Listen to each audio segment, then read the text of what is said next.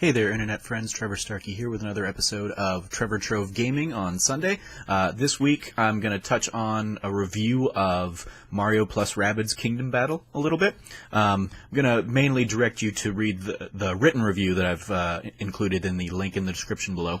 But I just went back and finished this game. I played it, pretty thoroughly at launch. That happened to be when PAX West was going on, so I took it with me to PAX and played a lot of it there. And then I just kind of, when new games started coming out, I just kind of stepped away from it.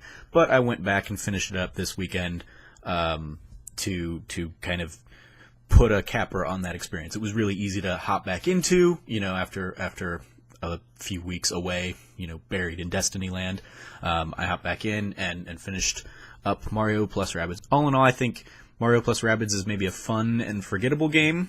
It's certainly not something I'm going to really be, eager to jump back into anytime soon. It's a nice little, it filled the void of XCOM that I haven't really had for a year or two. I didn't have a good enough computer to play XCOM 2 when it came out, and I didn't really trust that it ported over to the consoles all that well with, I'm sure it had crazy load times and stuff. So getting to play that kind of tactical strategy game again was nice. It was a nice kind of refresher, but I think it kind of waters down that formula a little bit too much. For example, pretty much everything is a guaranteed hit, unless a person is hidden by cover, in which the guaranteed hit drops to a 50% likelihood of attack. So it removes that chance of a hit or a miss that you have in general XCOM games, which can be certainly frustrating if you've got a 95% likelihood of hitting and then you miss in XCOM.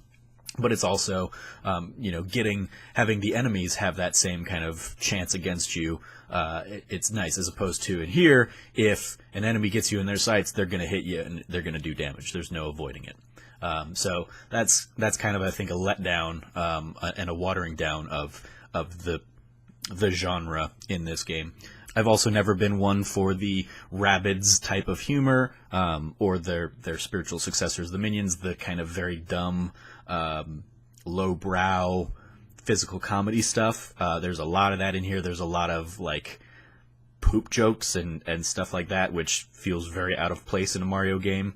The last thing I think that really holds this game back from being something really special is that they filled it with an overworld that you kind of have to progress through, and getting from battle to battle is a chore sometimes. The first time you're going through, it's at least giving you some environmental puzzles to solve here and there, but then if you try and revisit any of these worlds to grind out coins or orbs, which you can use to purchase new gear or level up your characters, any chance of doing that means you have to go the long slogs between battle arenas, which are all built into the world that you're experiencing this whole thing in. So there's a lot of dead space there if you're returning to any of these places, and it kind of just makes it so you don't want to return. It just kind of destroys any inkling of saying, oh, yeah, I want to go and walk from point A to point B so that I can go maybe try and do this challenge that opened up after I beat the boss of that area.